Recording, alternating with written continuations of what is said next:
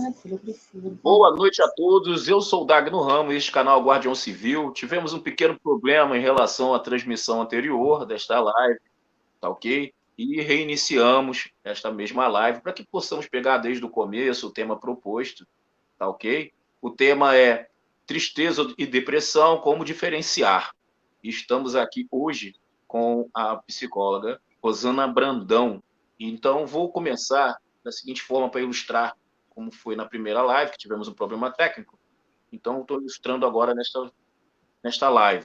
É justamente alguns dados do DataSUS em relação à questão de suicídio no país. Num prazo de 10 anos de estudo, né, de acolhimento de dados do DataSUS, que é o Departamento de Informações do Sistema Único de Saúde no Brasil, o DataSUS, no período entre 2006 a 2017, contabilizou mais de 196 mil casos de suicídio, no caso de morte provocada no país. E dentro desse universo de mais de 196 mil, também foi constatado que mais de 79% são homens que se suicidam. Então, dentro de uma média, a cada uma mulher que comete suicídio no país, 4 homens, em média, cometem suicídio. Então, é algo muito sério, muito profundo e alarmante. E tem que ser estudado, tem que ser cada vez mais observado como uma importante situação que ocorre dentro da sociedade, não só mundial, mas a nível Brasil hoje, tá ok? Rosana, gostaria que você começasse falando um pouco de você para todos os companheiros, tá ok? Eu sei que na live anterior você já tinha se apresentado, mas vamos começar novamente essa questão para que todos possam pegar desde o começo tudo, tá ok? Uma Vamos boa noite, lá. muito obrigado pela sua presença.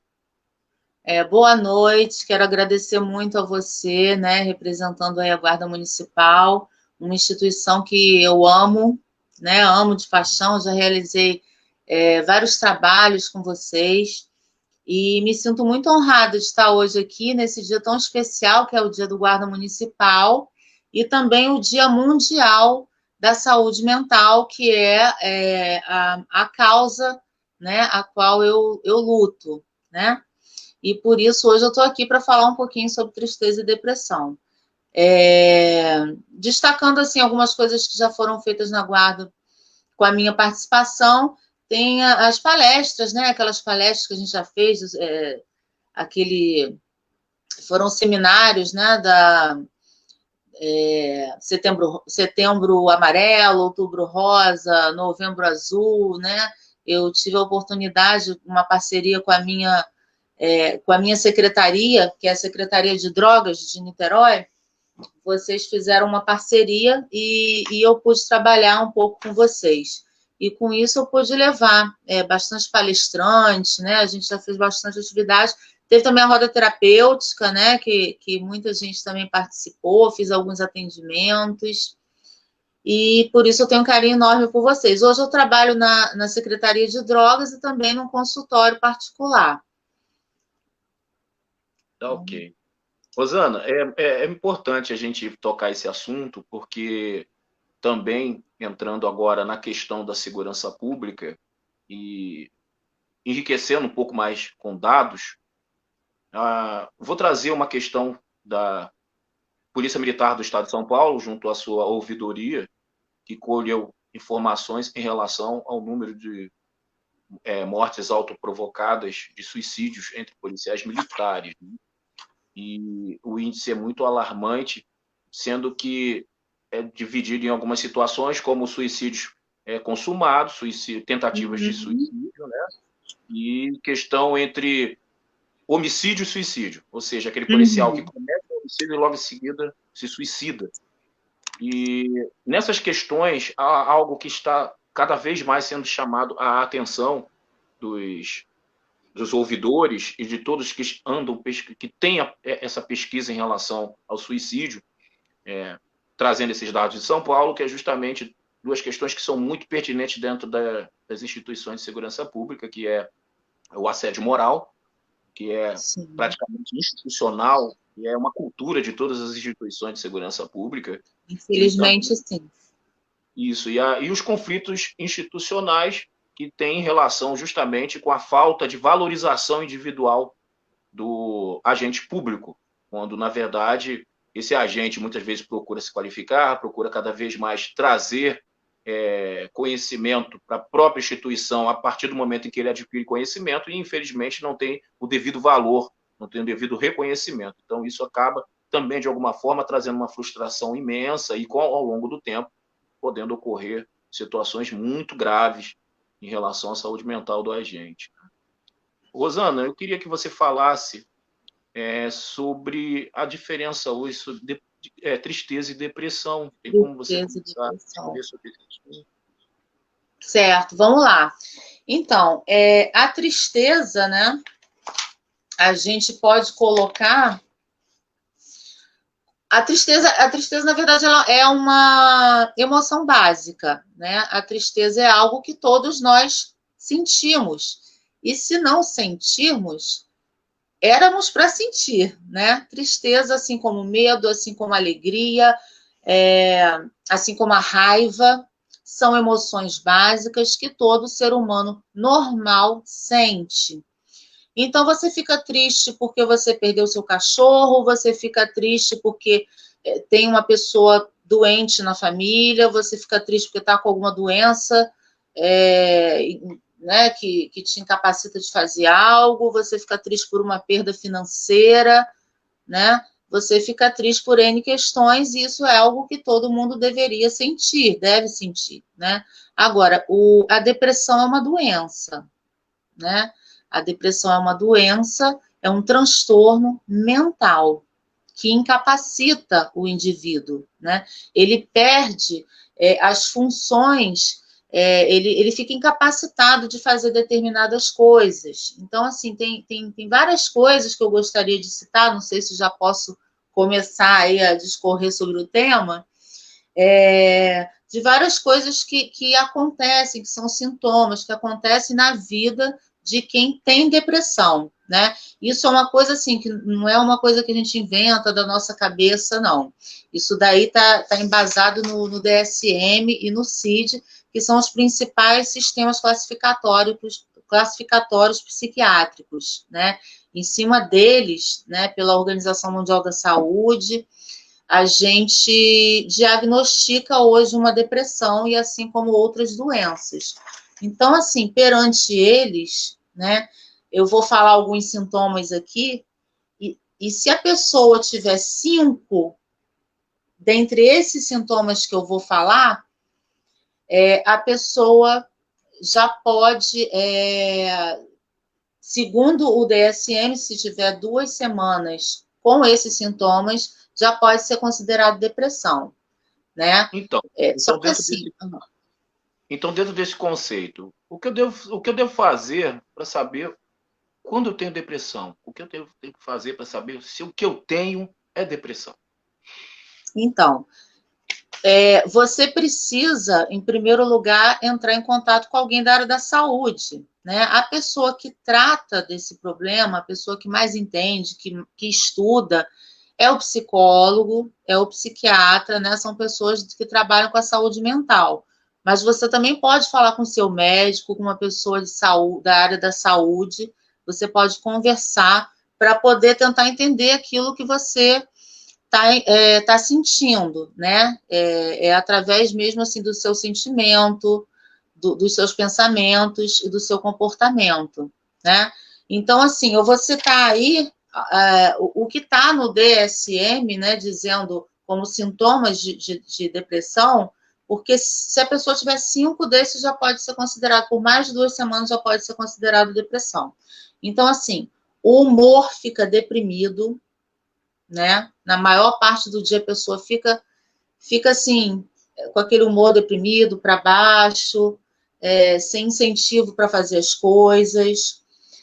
Existe uma diminuição do prazer ou interesse pelas atividades, né? Se é uma pessoa que gostava, por exemplo, de jogar futebol, de repente ela perde o interesse, não quer mais ir. Se é uma pessoa que gostava de sair com os amigos, de repente não gosta mais, ela começa a mudar esse comportamento, não tem interesse nas coisas. Insônia ou dormir demais, né? A hipersonia é um sintoma de depressão, né? Se a pessoa mudou isso daí, de repente passou a dormir demais, a ter sono demais, ou então ficar agitado e não conseguir dormir. Agitação ou retardo psicomotor. Na maior parte, a pessoa que está em depressão, ela fica lentificada, né? Até os movimentos, dependendo então do grau, né, que vai de leve a grave, dependendo do grau, a pessoa fica lentificada. Tudo que ela faz é mais devagar, né? Exige um grande esforço para fazer as coisas. Se ela está deitada, tem que levantar para pegar uma coisa no armário, aquilo exige muito mais esforço. Se vai trocar de roupa, se vai tomar banho, a pessoa se sente cansada, exige um esforço muito maior, né? Isso é um sintoma de depressão, né? Esse cansaço, essa perda de energia, que acaba te incapacitando de fazer as coisas. Sentimento de inutilidade, né? A pessoa começa a pensar assim, eu não sirvo para nada, todo mundo faz tudo melhor do que eu. Eu acho que... Pensamentos do tipo, eu acho que se eu morrer, tudo vai ficar melhor na vida de todo mundo. Esse tipo de pensamento também faz parte, né, da pessoa, que geralmente é um sentimento que vem quando a pessoa está com depressão. Dificuldade em se concentrar, dificuldade de atenção, né, dificuldade assim, na parte cognitiva, do pensamento, né, o pensamento fica mais devagar. Que mais? A pessoa fica mais pessimista, né, com sentimentos de menos-valia, se achando com autoestima muito baixa, né, se desvalorizando o tempo todo, autoestima e autoconfiança reduzida, e uma visão, geralmente, uma visão muito pessimista do futuro. Eu não vou fazer isso não, para que eu vou fazer isso? Nada vai dar certo. Para que eu vou estudar se eu não vou me formar, não vou fazer mais nada da vida?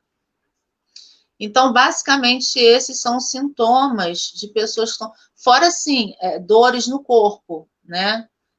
A parte somática, né, também é uma coisa que é muito afetada, né? A depressão, ela dá muita dor no corpo, né?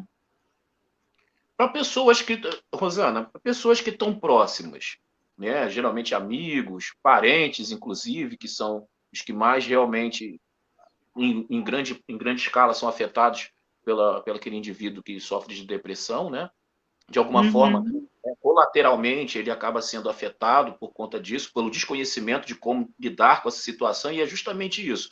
Como você aconselharia, como seria uma priori para aquele que não sabe como lidar com essa situação de forma técnica, né, de forma realmente profissional, mas como essa pessoa pode, de alguma forma, auxiliar essa pessoa que está com depressão, ou como essa pessoa, ao diagnosticar de forma bem superficial esses sintomas, como essa pessoa pode ajudar essa pessoa com depressão? Então, eu vejo assim, que no primeiro momento, o que é mais importante é a pessoa levar com seriedade, né? Porque, assim, hoje o que a gente vê você diminuir aquela pessoa que está com depressão, né? Dizendo que ele é um preguiçoso, que depressão é fraqueza, né? Vai lavar uma roupa, vai lavar uma louça que a depressão passa, vai caçar um trabalho que a depressão passa. Então, assim, só da pessoa, né, levar com seriedade a doença e entender que é um problema de saúde pública, que é uma doença incapacitante, né, só de ter esse conhecimento já vai estar ajudando o outro, tá? Porque, infelizmente, as pessoas não sabem, quando não sabem lidar com uma situação ou até têm medo, elas começam a levar para esse lado que piora mais ainda a situação da pessoa, né? Então, assim, o que eu aconselho é a escuta, né? Você precisa ouvir essa pessoa, né? Ouvir mais do que falar, não ficar dando conselho, não ficar falando assim, Jesus vai te curar, né? Você está assim porque você não está indo à igreja. Você está assim porque você tem que orar mais, né? Você está assim e levanta, bota uma roupa bonita, vamos embora para uma festa. E não é nada disso, a pessoa está doente, né? Então, uma pessoa, quando está doente, você precisa demonstrar o apoio, principalmente ouvindo, né? Vamos ouvir essa pessoa, o que ela está sentindo, né? Percebendo o comportamento dela, o que está mudando, né? O que ela sente, os pensamentos, né? Para poder, então, ajudá-la. E como é que vai ajudar? Vai ajudar indicando que a pessoa, ou indo até junto, né? Se colocando para ir junto a um médico, né? Que é quem vai poder atender e ver se trata realmente de um caso de depressão, né? Um médico da família, de preferência, né? Podendo ir a um psiquiatra, né? Que é quem mais estuda esse tipo de transtorno, ou um psicólogo, para fazer uma boa avaliação, né? Ótimo. Fico feliz em saber que é necessário que cada vez mais a gente tire da sociedade preconceitos, né? Infelizmente, tudo ainda é muito cultural. Eu costumo dizer que não é uma questão de estar certo ou errado, mas cultura. Tem-se ainda o pensamento de achar que pessoas com depressão, né, pessoas que sofrem com depressão, muitas vezes são pessoas que, de alguma forma, querem se livrar de algum tipo de responsabilidade ou que não Sim, quer assumir qualquer situação que seja de maior relevância ou complexa. Não, é exatamente. justamente o contrário. A depressão, e depois eu vou até dar um relato pessoal, né? Ela não te desencoraja, na verdade, em si. Ela não te deixa covarde, né? Ela te deixa simplesmente para baixo, né? Ela Uhum. destrói em relação a uma das coisas que realmente, eu posso até dizer, a autoestima realmente, ela acaba sendo diminuída demais, Sim, né? E sim, ela afeta todas as funções mentais, né? Quer dizer, o pensamento da pessoa, a atenção, todas as funções mentais da pessoa, até a orientação, às vezes, fica prejudicada, né? A eu pessoa realmente, às vezes, ela não se dá conta de que está tão mal. E uma das coisas que realmente eu reparei, existem situações em que a pessoa passa por um estágio de ser agressiva, de ser ignorante, de não ter dar atenção para as pessoas devidas, né? De serem grosseiras, e logo em seguida tudo isso desabar e a pessoa se fechar como uma concha, né? Então, assim, é Uhum. bem complexo tudo isso. Depois eu dou um relato pessoal em relação a isso, né? Até E você familiar vê, você está também. falando nisso, a irritabilidade, né, principalmente em adolescentes, né? Mas a irritabilidade, né, a pessoa que está muito irritada com tudo, isso também pode ser um sinal de depressão. Pode ser, é um sintoma da depressão, tá? Isso é uma coisa que a gente também tem que ficar alerta, aquela pessoa que está sempre irritada, né? Na maior parte do dia, praticamente todos os dias, por mais de 2 semanas. Entendi. Rosana, deixa eu te perguntar, existem níveis de depressão? Sim, existe a depressão leve, moderada e depressão grave, né? E existem alguns outros tipos de depressão, né? Existe, por exemplo, uma depressão chamada distimia, né? Que é uma depressão crônica. A pessoa ela está sempre ali. Não tem aquele personagem que fala assim, ó oh céus, ó oh vida, ó oh azar. Não tem um personagem que eu não me recordo agora o nome? É mais ou menos isso. A pessoa ela vai levando a vida, mas nada tem muita graça, sabe? Fica ali, nem cai, né, naquela angústia, nem cai naquela tristeza, nem revela assim, nem tem muitos outros sintomas, mas a vida está sempre muito, vai levando, empurrando com a barriga, sabe? E sentindo ali um mal-estar, né? Um mal-estar, sem desejo de fazer as coisas, vai fazendo, empurrando com a barriga. O nome disso é distimia, que é uma depressão que também precisa ser bem avaliada, porque ela geralmente, essa distimia, ela é por mais de 2 anos, a pessoa, um adulto, né? Ficando assim por mais de 2 anos já é considerado distimia, né? Às vezes nem é da personalidade da pessoa, é realmente essa doença. Existem outros tipos de depressão também, né? Esse é um dos tipos. Existem até depressão ligada ao período pré-menstrual, né? Depressão pós-parto. Existem vários tipos de depressão. Rosana, eu queria saber também de você o seguinte: por conta dessa questão do suicídio, né?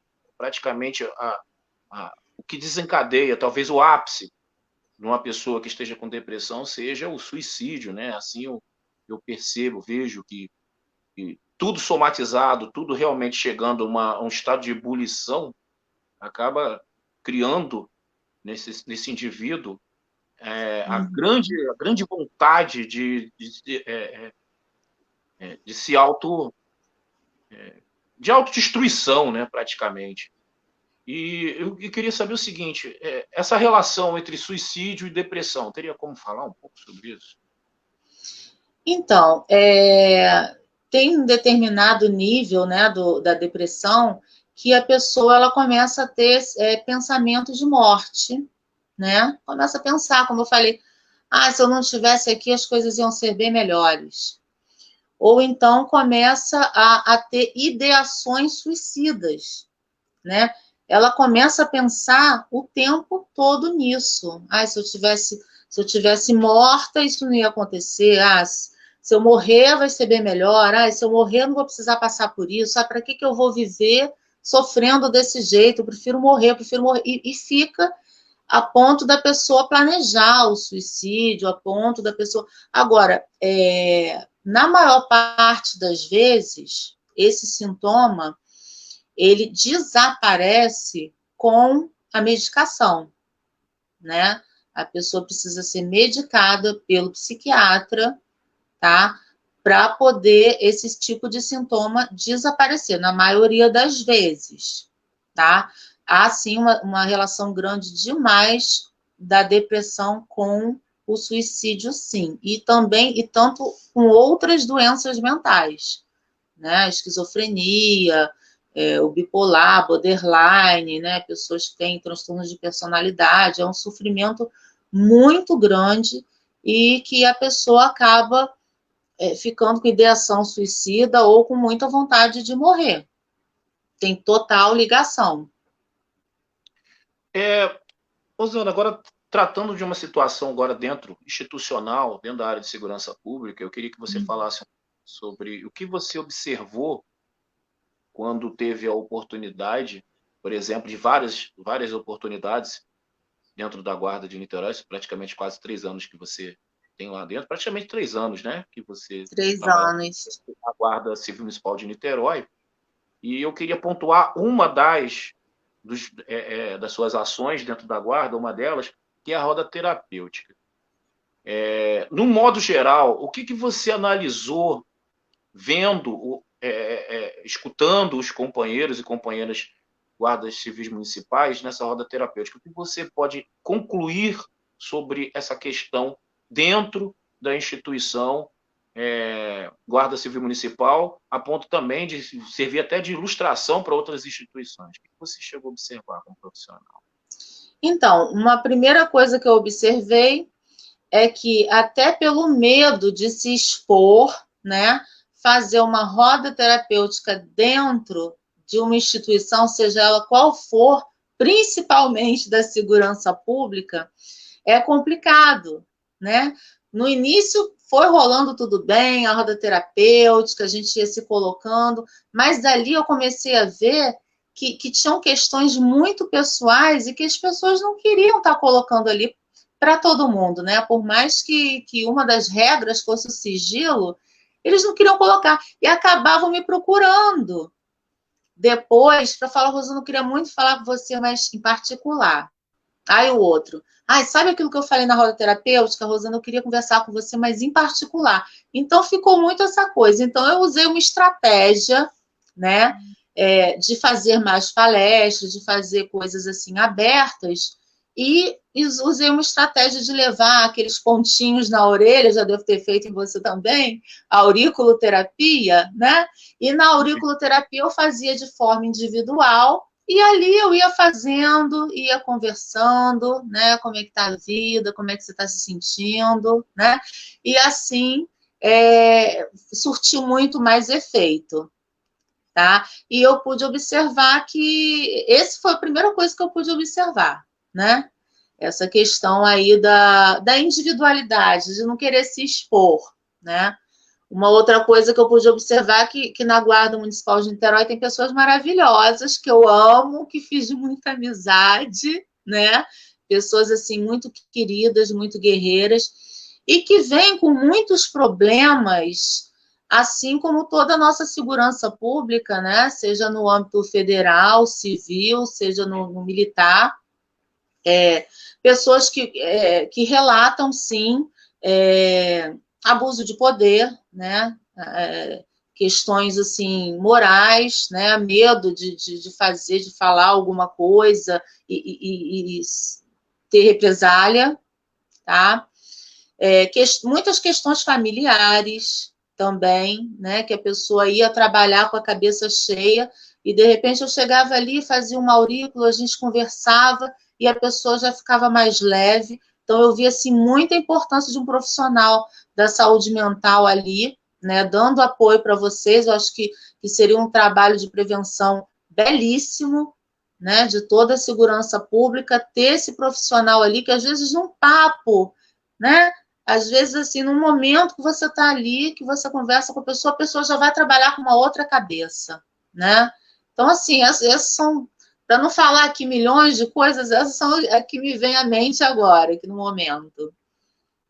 Eu vou mostrar uma pergunta aqui feita por um companheiro, tá? Lá da Tá. Guarda. Eu queria saber se você teria como responder essa pergunta, que o Paulo pergunta: até que ponto o ambiente policial influencia para a depressão? Até que ponto? Em Isso. todos os pontos, né? Em todos os pontos. Porque o profissional de segurança pública, primeiro que ele tem que estar ali mostrando aquela fortaleza, né? Como se ele fosse aquela pessoa que não tivesse problema, que ele tivesse toda a força do mundo e que ele está ali para te defender, né? Ele é um herói, ele tem aquela imagem, aquela figura do herói. Então, no fundo, né, a população, ninguém quer ver, e ele sabe disso, ninguém quer ver aquele profissional debilitado, né, dizendo que não está bem porque brigou com a esposa, né, dizendo que está com algum tipo de problema. Ninguém, no fundo, ninguém quer saber. A gente quer ver aquele policial, aquele profissional de segurança pública, o guarda, perfeito ali para a gente, para nos salvar. E com isso, ele sabendo disso também, né? Porque em todas as aulas que você tem, tudo é uma coisa realmente que exige, né, essa postura, né? Vocês vão guardando, né?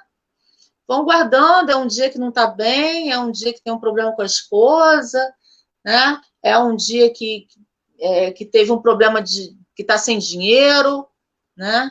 Que está com problema com a sogra, está com isso, e a coisa vai juntando, aí começa a ter problema com o chefe, e dentro dessa instituição, geralmente, você tendo problema com o superior, você arruma um problema grande demais, né? E você vai engolindo aquilo tudo, né? Quando você vê, você já está num nível de estresse tão grande que você está doente.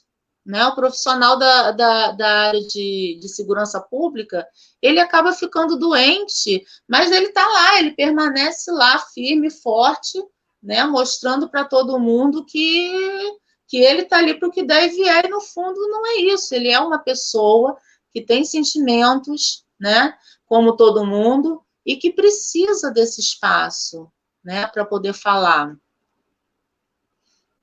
Agora, dentro dessa pergunta que o Paulo fez, né? Eu gostaria de falar, mas dentro da minha formação, no caso, né? Gestão pública, um pouco mais dentro dos estudos que eu tenho feito, né, de forma até pessoal, procurando informações e tudo mais. E o que eu tenho observado, principalmente dentro da área de segurança pública, é justamente essa questão da cobrança e a questão cultural de se colocar sempre o profissional da área de segurança pública como uma fortaleza, como alguém que tenha que estar preparado para situações de alta flexibilidade e estresse, acaba fazendo... Até dentro de casa, né?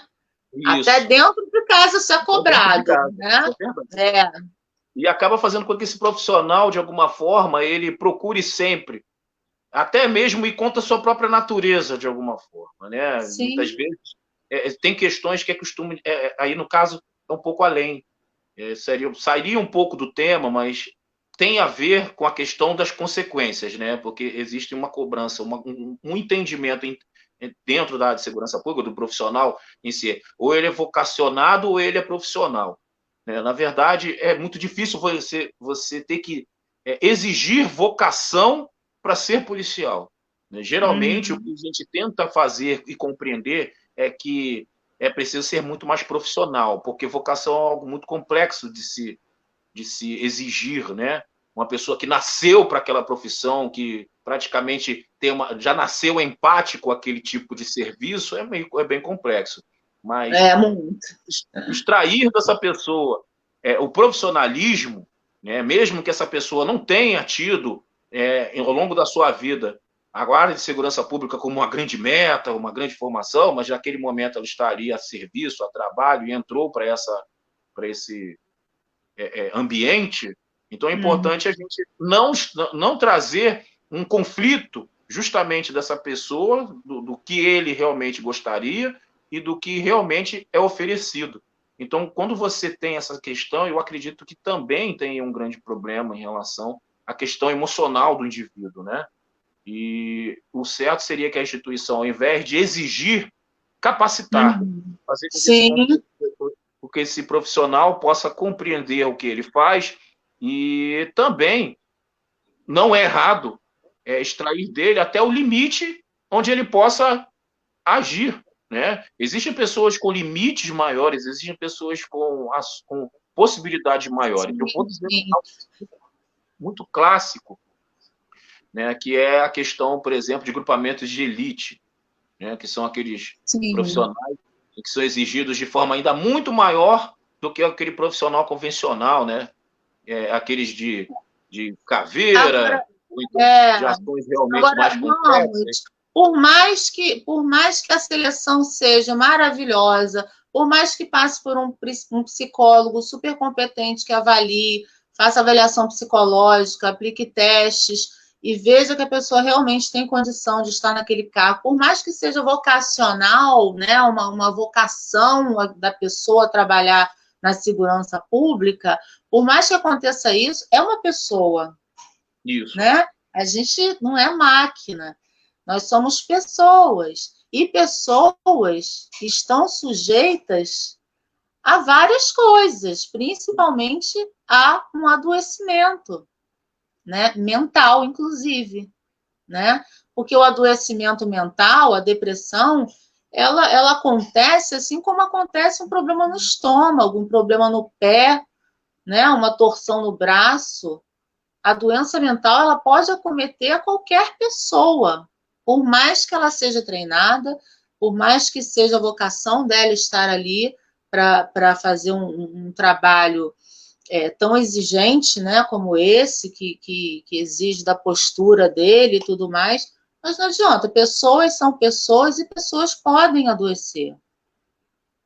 Qual é o melhor tratamento para depressão e para tristeza? Vamos assim, qual é o melhor tratamento, primeiramente, para tristeza? O que é melhor para o indivíduo triste, né? O que você... Vamos lá. O indivíduo triste, ele tem mesmo que ficar triste e, com isso, pensar nessa tristeza dele, né? Se foi uma decepção com alguém, se foi uma prova que ele estudou pouco e não passou, né? Por quê? Então, ele vai ficar triste, né? Se for alguém doente na família, ele vai estar lá, ele vai estar junto, mas ele vai continuar triste. A pessoa triste, ela vai continuar triste, porque é uma emoção básica que a gente vai sentir. Agora, se essa tristeza perdurar, né, por mais de 2 semanas, né, que é o que diz o DSM, eu acho até pouco, eu acho que isso é até para vender mais remédio, mas tudo bem. O DSM diz que a partir de 2 semanas já é considerado depressão, essa tristeza. Aí, se essa tristeza evolui, né, para algo assim incapacitante, a pessoa começa dali a 2, 3 semanas, um mês, não querer trabalhar, né? Começa a parar, não quer tomar banho, começa a se sentir apático, começa a ter pensamentos de morte, aí você já pode ver que essa tristeza pode ter se tornado ali uma depressão, entendeu? Entendi. E aí a depressão você tem que tratar, né? A depressão como doença você vai tratar. E como é que você vai tratar? Agora, a tristeza é uma coisa que você tem que considerar, lógico. Se você está triste, está passando por um problema, você vai procurar alguém, né, que você confia, para falar dos seus sentimentos, para poder estar elaborando ali, de repente foi um luto, né? Então você vai precisar, de repente, da ajuda dos amigos, às vezes até profissional, se for uma tristeza que realmente esteja fazendo mal à pessoa. Mas, diferentemente da depressão, que é doença, realmente a depressão ela precisa de um tratamento que é a psicoterapia com um psicólogo, né? E, dependendo da avaliação desse psicólogo, um acompanhamento com um psiquiatra ou até mesmo com um médico de confiança da família, né? Para ver a possibilidade de medicamento. Tem sintomas que realmente tem que entrar urgente com medicamento. E depois desse tratamento, né, no decorrer do tratamento, com o psicólogo, psiquiatra, a pessoa ela tem que ficar melhor do que antes. Não é aquela coisa, tem depressão e agora eu vou ficar tomando remédio, vou ficar mal, vou levar a vida. Não. O tratamento da depressão com psicólogo e com psiquiatra, ele bem medicado, ele vai viver melhor do que antes. Vai ter uma vida melhor do que antes. Entendeu? Uhum. Ótimo. O Paulo novamente fez uma pergunta aqui. No caso, Eu não estou vendo as perguntas, não estou vendo nada aqui. Vou botar aqui. Ele Ah, botou tá. aqui, na esteira do que o Ramos falou, existe uma diferença entre manter silêncio ou escolher as guerras que se quer batalhar? Ou vocês, como é que é? Existe uma diferença entre manter silêncio ou escolher as guerras que você quer. Eu acho que a gente tem sempre que escolher as guerras que a gente quer batalhar, né? Uhum. Eu acho que tem guerra que você não deve entrar, não. A gente tem que fazer uma seleção muito grande. Tem coisa que a gente tem que ficar em silêncio, sim. Não tem que, não tem que ficar, como diz na Bíblia lá, né, dando pérolas a porcos. Às vezes a gente quer modificar o outro, né? Às vezes a gente entra numa que a gente quer o certo, que tem que modificar o outro, e aí você fala para mudar, né? Entra numa luta sem fim para mudar o outro, quando na verdade ninguém muda o outro. A gente é que tem que mudar. Não sei se ele quis dizer isso, eu entendi dessa forma. Rosana, deixa eu te fazer uma pergunta. Você de alguma forma, né, não querendo comprometer, claro, mas é uma questão apenas de observação. Você chegou dentro desse conceito de que você trabalhou dentro da, da instituição, fez observações, é inevitável se fazer observações também, né? Fora aos seus próprios, aqueles que te procuravam e procuravam ajuda. Você sentiu algum tipo de resistência em relação às questões que você indagava, que você, no caso, colocava tecnicamente? Você chegou a ver alguma resistência do tipo, não, mas a gente vai ver, não é bem assim. Você chegou a ver algo que realmente ainda precisa ser levado mais a sério, não num sentido aqui de criticar ou de querer fazer nenhum apontamento maldoso, mas tipo assim, de realmente levar isso e transformar isso, não num momento, mas em algo que seja constante dentro da instituição, o que você não vê essa constância, por exemplo, de quem deveria realmente manter essa questão viva, acesa. Você chegou a ver algum tipo de resistência em relação a isso? Não, Ramos, eu não lembro de ter tido alguma resistência, não. Não lembro nenhum caso de resistência, não. Assim, no sentido de eu fazer algum tipo de orientação, de procurar algum tipo de ajuda e a pessoa resistir. E também no caso, a própria chefia, no caso, ela acolheu bem, ela compreendeu bem essa questão, no caso? que você tenha apontado, que você tenha diagnosticado dentro da própria instituição? Pois Ou é, você aí sente que que vai tá. além, ou você sente que vai além do que o comando ou a chefia compreende? É necessário ainda que também toda a estrutura possa existir, não basta só compreender. Você viu que houve a compreensão, mas que também quem aceitou não tem a estrutura. Você chegou a observar desta forma, talvez? Eu acho assim que é necessário, né, não só na nossa guarda de Niterói, mas como em todo lugar, eu acho que é muito necessário que haja capacitação, né, para quem está numa posição de frente, né? Eu não sei, assim, realmente eu pude ver, me foi relatado já algumas posturas, por exemplo, de coordenadora, alguma coisa assim, de pessoas que não tinham a menor noção, de repente, do que era uma doença mental, né? Do que é a pessoa não tá bem e tá ali, né? Mas na maior parte das vezes eu vi assim que essa pessoa, por mais que não soubesse, um coordenador, por exemplo, buscava ajuda, né? Mas eu acho que assim, uma capacitação nesse sentido, em saúde mental, eu acho que seria de grande valia para toda a segurança pública, porque realmente as pessoas elas não se formam nisso, as pessoas não têm aula disso, né? Quando vão para a segurança pública, principalmente assim, os gestores, que isso vem muito lá de cima, né? Isso vem muito lá de cima, né? Se a falta de diálogo, se a falta de comunicação, se existe. Tudo vem muito de cima e isso vai passando para baixo, entendeu?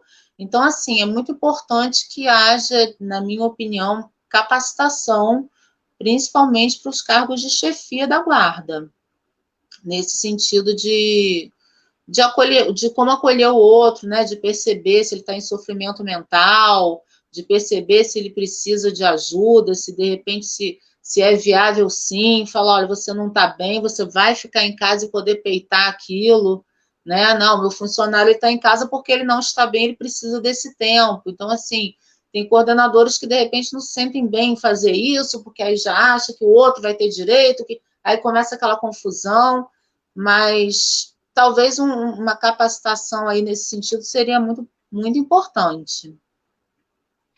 Porque, assim, é justamente isso que tem colocado, né, tem sido praticamente um grande problema, né, um grande calcanhar de Aquiles, e eu vou só me ater à guarda municipal, e não vou me ater só à guarda municipal de Niterói, vou me ater às guardas municipais como um todo. Quando eu criei o canal, eu também tive uma oportunidade praticamente ímpar de conhecer muitas guardas, de conhecer muitos companheiros guardas municipais, e fora essa questão de live, todo esse intimismo, há uma questão mais extraoficial que muitos me relatam, que é justamente praticamente quase que uma é unânime, né? É bem uniforme todas essas questões que acontecem. Algumas guardas realmente pouco estruturadas, com poucos recursos, com poucos agentes, e outras, como, por exemplo, a Guarda Municipal do Rio de Janeiro, com praticamente batendo em 7 mil, quase 8 mil homens e mulheres, a Guarda Civil Metropolitana de São Paulo, batendo aí em torno de 6 mil homens e mulheres. Então, você pega a Guarda de Belém, que chega em torno de mais de 3 mil, 4 mil homens e mulheres. Então, assim, quando esses comandantes, que eu tenho muito contato, ou muitos companheiros, né, da lida, aqueles que estão lá no dia a dia, na luta, conversam comigo, eu vejo que é muito parecido os problemas, né?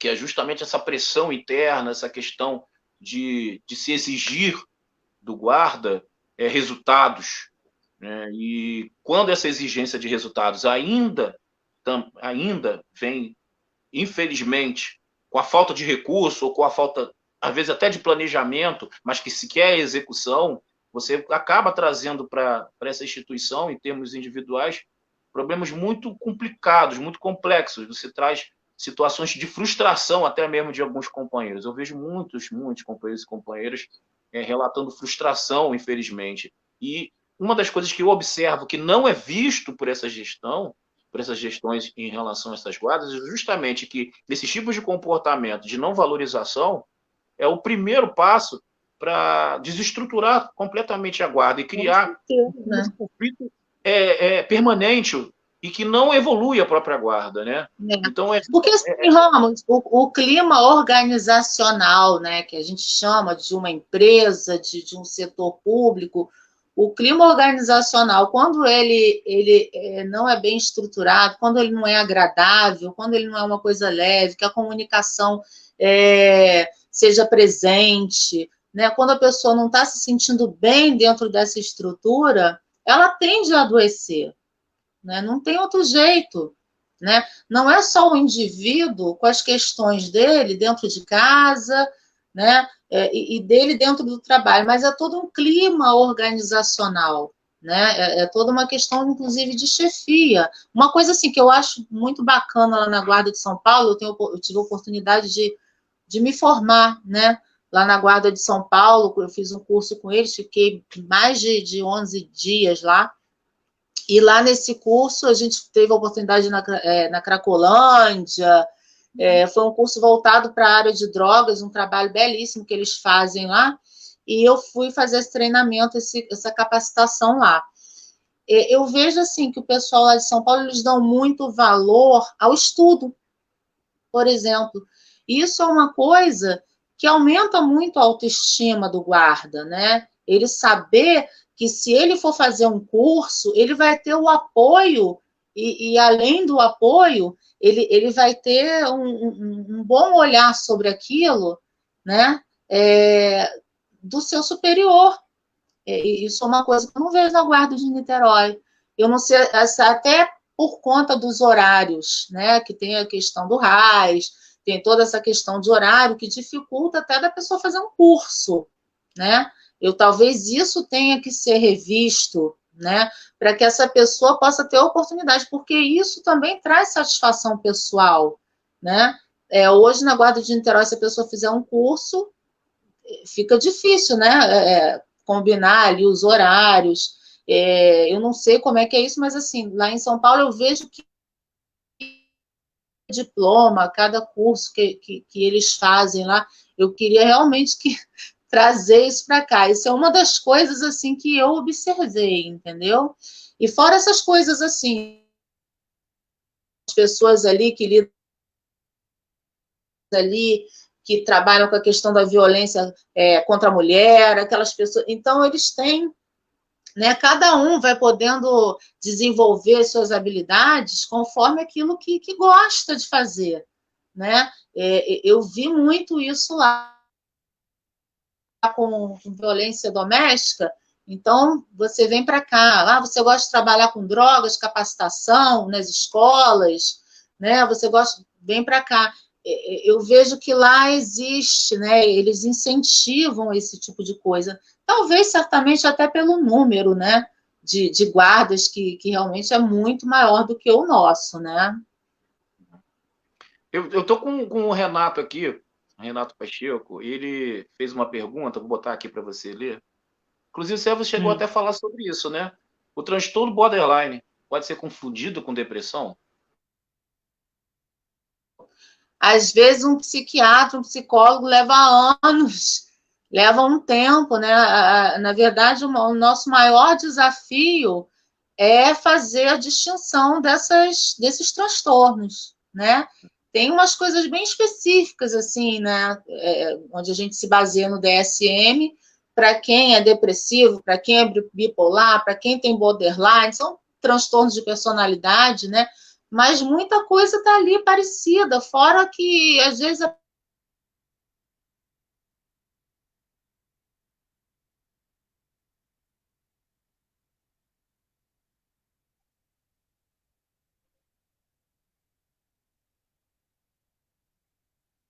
Deu uma travada de novo, infelizmente, a live. Estou aguardando aqui para ver se ela volta, o sinal volta direitinho, tá ok, gente?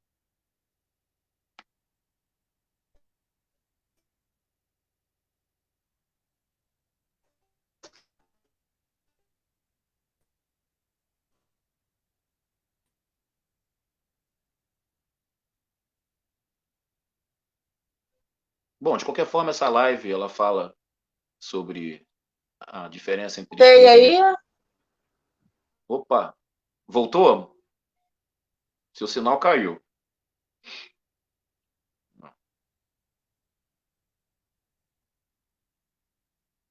Ela saiu, vamos ver se ela retorna aqui. Mas o importante é que esse tema ele tem uma relevância muito grande dentro da área de segurança pública e também no dia a dia das pessoas, né?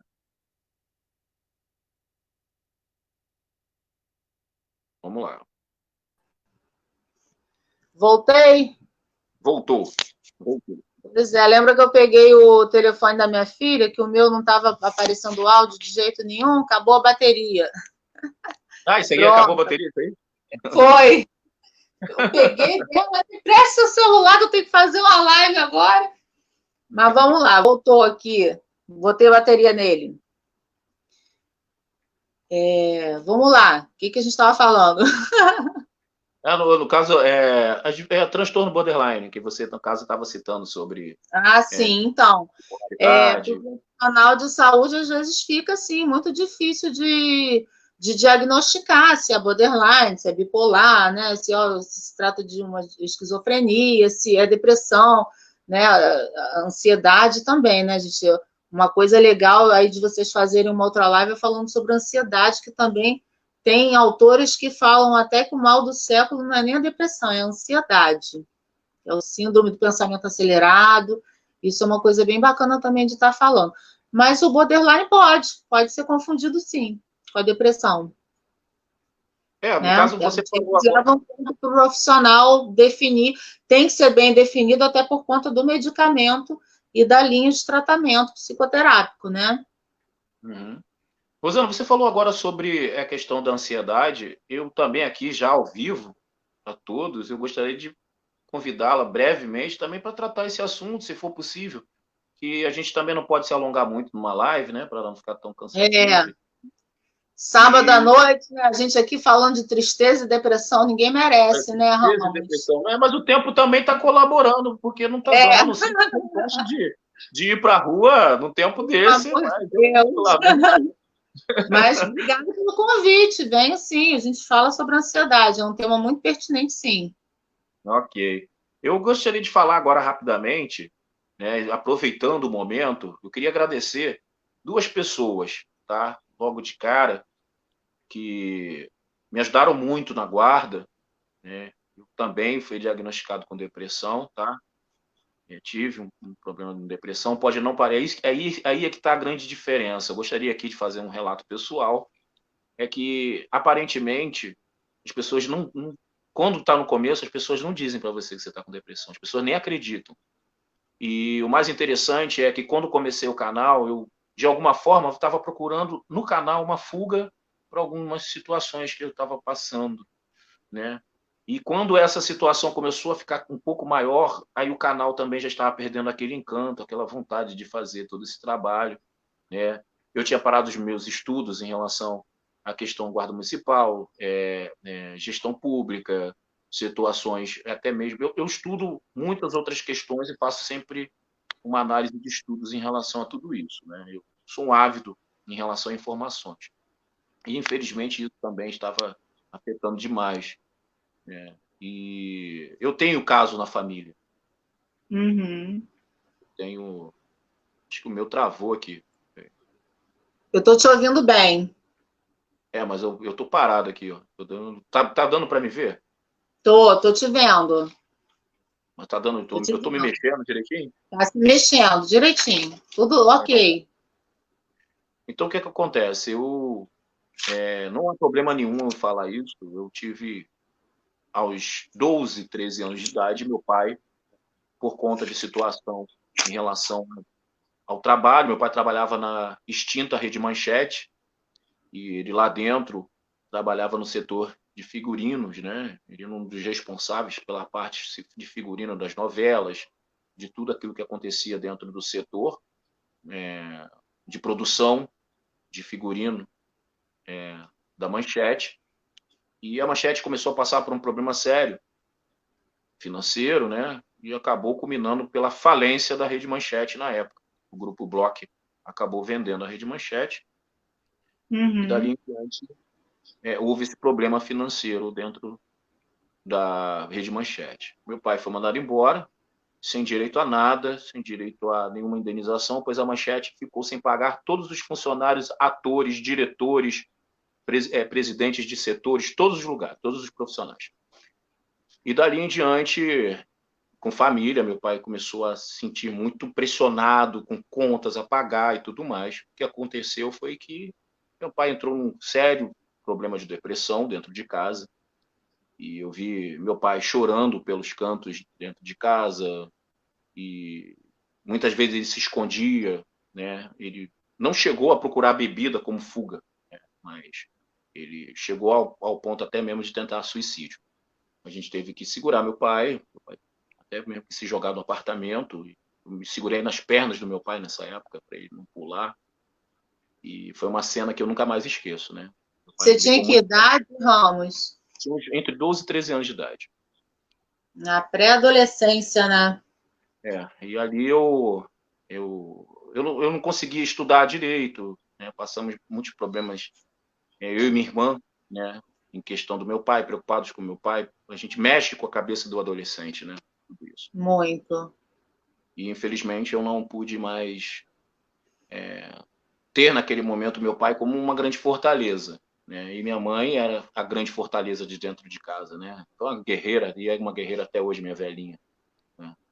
E dali em diante, eu sempre tive essa cena na minha mente, né? Sempre tive essa questão na minha mente. Então, dali para frente, quem me conhece sabe, eu sempre levei muito a sério essas questões. Depois que eu descobri que meu pai tinha, depois que meu pai foi diagnosticado, passou muito tempo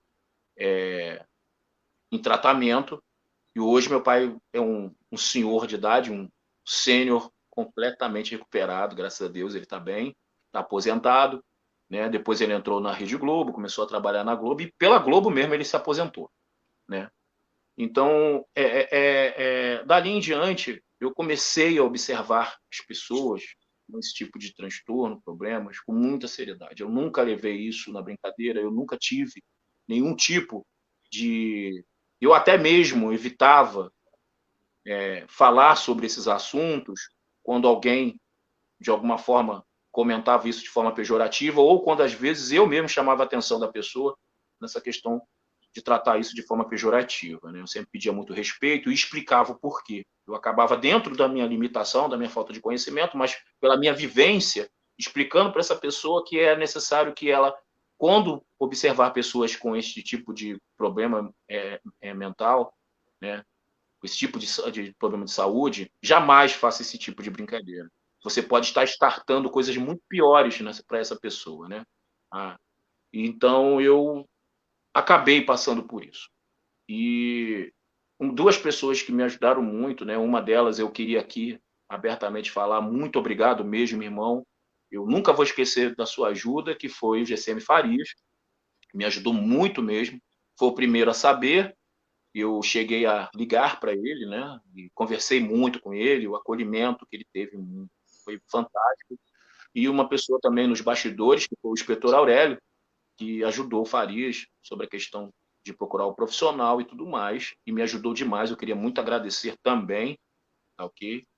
E, e eu digo para as pessoas o seguinte: eu demorei muito para procurar ajuda. De alguma forma, eu estava me Uhum. prejudicando com isso, né? Até mesmo dentro da própria guarda. Eu não tenho vergonha em falar sobre isso. Eu acho que o meu relato, e para todos que estiverem passando por algum problema, hoje eu posso até sentar e ajudar essa pessoa também de alguma forma. Eu ainda estou em tratamento, mas de alguma forma eu não quis me afastar, eu quis continuar o meu serviço, né? Como acabou de falar o companheiro Paulo, né? Ou você se reclusa ou você vai para a guerra. Eu quero ir para a guerra, eu quero me compreender primeiro, né? Foi uma das coisas que mais eu Às tenho vezes a feito. gente tem que tomar o impulso, né? Vai para Isso, trás um pouquinho para tomar o impulso. isso aí, para a voadora ser bem grande e forte, né? Às Então, vezes vai assim, para o fundo do poço para poder tomar o impulso. Então, assim, ao invés de eu simplesmente me entregar ao problema, eu praticamente quero compreendê-lo, quero entender o porquê que eu estou dessa forma, né? Talvez está sendo o primeiro caminho a ser tomado para mim mesmo, para poder superar tudo isso, né? E, em contrapartida, quando eu tive a oportunidade de ter você aceitando esta live, para mim está sendo muito maravilhosa. é uma oportunidade ímpar de falar sobre um assunto que eu acho importantíssimo.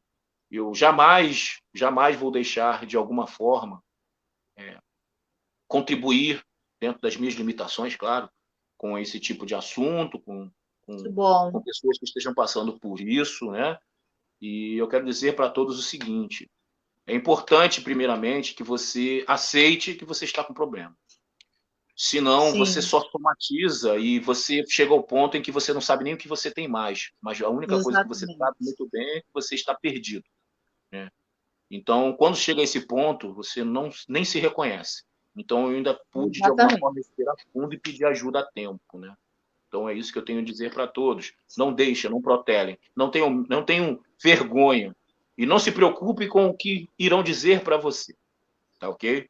O importante é que, no final, quando você se descobre, talvez ainda consegue ser melhor do que nunca foi. Talvez você consiga ser melhor do Verdade. que nunca foi antes, né? Cria novas habilidades, né? Fica mais Isso, é verdade. sensível a outras coisas, a dor do outro, a outras situações, enxerga a vida de uma maneira diferente. Às vezes é uma grande oportunidade que a pessoa tem passar por isso, né? Alguma coisa tem que ter de bom, né? Isso é verdade. E, Rosana, eu queria, no caso, já estamos avançados aí, acho que a gente passou mais de uma hora já. E É, eu, não, foi por conta do problema do áudio também, né? Uhum. Demorou mais um pouquinho. Então, eu queria saber se você gostaria de fazer as considerações finais, se gostaria de falar alguma coisa para o pessoal, deixar algum recado em relação a isso. Se quiser falar, fica à vontade, tá? Tá. Quero agradecer a todos vocês, me coloco à disposição para tirar qualquer dúvida. Eu acho que é um tema assim. Eu anotei milhões de coisas aqui para poder estar falando, não falei nem metade, né, do que eu anotei. É um tema que tem muita coisa para ser falada, né? Me coloco mesmo à disposição, se alguém quiser, se quiser deixar meu e-mail depois aí para o pessoal, para, né, ou até, enfim, para entrar em contato comigo, vocês sabem que eu estou na guarda, né? Vocês podem entrar em contato, quem quiser. E uma coisa assim, convênio, não tiver em condição nesse momento de repente pagar um profissional, a nossa prefeitura ela dispõe de CAPS, né? O posto de saúde, você pode procurar um CAPS, pode procurar o posto de saúde mais próximo da sua casa, que ali você pode agendar e ter. Isso é uma coisa que eu acho importante falar. E uma coisa assim que eu gostaria de deixar como mensagem, né? Quer dizer, hoje, o Dia Mundial da Saúde Mental e do Guarda Civil, apenas 2% que é dado à saúde, né, de verba federal, é destinado para a saúde mental, né? Quer dizer, um problema que a OMS diz que, né, desde 2018, que ela diz que em 2020 seria a doença mais incapacitante, né, do século, e a depressão. A gente tem que ver que 2%. Vocês estão me vendo? Está me vendo, Ramos? Bom, vou continuar falando, o Ramos sumiu aqui para mim, gente. Então, assim, a gente não pode deixar dessa maneira. É preciso políticas públicas, é preciso que agora que a gente vai ter eleição, a gente que estão aí se candidatando, o que elas vão fazer? Gente, será que o pessoal estava ouvindo o que eu estava falando? Você sumiu, Ramos. Agora que voltou. Mas Mas o pode que eu falar. falei, você ouviu o Mas que eu pode... falei? Não. eu escutei, mas pode falar. Então, assim, resumidamente, né, eu falei que 2% do que é dado de verba federal é destinado à saúde mental, sendo que a OMS já colocou a depressão como a doença mais incapacitante do nosso século. E como que pode, né? A doença que é mais incapacitante, a gente ter tão pouca verba para trabalhar com isso, para trabalhar com prevenção, para trabalhar com tratamento. Então, isso é uma coisa que agora que vem aí as eleições, né, a gente tem que estar vendo a proposta dos candidatos, né? A gente sabe que na Guarda tem muitos bons candidatos, pessoas queridas, muito queridas, e eu peço aí a vocês, né, para colocar no plano de governo um olhar especial para a saúde mental, né? Porque a gente, quando está doente, a gente não consegue fazer nada, né? A gente pode estar duro, a gente pode estar passando dificuldade, a gente pode estar sem roupa, mas quando a gente fica doente, ainda mais uma doença como a depressão, altamente incapacitante de trabalhar, de viver ter uma vida social normal, a gente não é nada. Então, assim, é uma coisa que realmente tem que ser mais cuidadosos pelos nossos políticos, né? Precisamos de mais saúde, de mais leitos em hospitais destinados para a saúde mental, né? Tem também a questão das drogas. Então, assim, vamos ver aí para esses políticos o que eles pretendem fazer, quais são as políticas públicas que estão sendo implantadas nesse momento, para que a gente melhore esse quadro no Brasil, não é só em Niterói, né? Mas no Brasil. Tá bom? Queria deixar essa mensagem, esse pedido. Obrigado, Rosana. Eu queria agradecer a presença de todos os companheiros e companheiras que entraram na live, a todos que deixaram recado, a todos que fizeram perguntas. Como a Rosana disse, é um tema muito amplo e eu gostaria aqui já de fazer o convite a ela que brevemente a gente possa tratar um outro tema, no caso, ansiedade, dali em diante fazer uma complementação dessa live. Eu acredito que muitas pessoas gostam de saber mais sobre esse assunto. Depressão e ansiedade são priminhas, ó, elas andam juntinhas. A depressão e a ansiedade. Mal do século, talvez até maior do que a depressão. A ansiedade. E é um mal que atinge praticamente boa parte das instituições públicas que lidam diretamente com pessoas, né? Também tem dados que muitos profissionais de educação, por exemplo, da área de educação também tem afastamento. Muito. Da Esse questão pessoal está, meu Deus, está se superando demais a cada dia, esses nossos professores, né? Tendo que criar habilidades assim da noite para o dia e ter recursos e computadores e, enfim, vocês todos estão de parabéns. Então, eu queria agradecer a todos vocês, tá bom? Não se esqueçam. Obrigada. O canal Guardião Civil também está disponível no YouTube. Hoje, sendo feito na plataforma Facebook, esse mesmo vídeo vai estar também sendo disponível no YouTube brevemente, para aqueles que não têm Facebook, queiram assistir também essa live. E também pode nos seguir lá na rede social Instagram, tá ok? E eu queria agradecer também a sua presença, Rosana. Muito obrigado Obrigada. por ter aceito o convite, mesmo diante de todos esses problemas técnicos, mas a gente aperfeiçoou lá. Nossa, próxima vez eu já pego o celular da minha filha. E dali adiante a gente consegue tocar esse barco direitinho. Eu acho que a gente não pode deixar nunca de nos preocuparmos com essa questão de saúde mental. Acontece, né? E eu também queria sempre apontar, né, essas três situações que sempre ocorrem, né, que são meses pontuais, que é o Setembro Amarelo, né, o Outubro Rosa e o Novembro Azul, que são situações da área de saúde, né, questões de saúde, e fazem parte do dia a dia de todos nós, e precisamos dar sempre uma importante atenção a tudo isso, tá ok? E uma boa noite a todos. Encerrarei a live agora, e sempre com o velho jargão, que praticamente o símbolo do nosso canal, tá ok? Que é somos todos guardiões.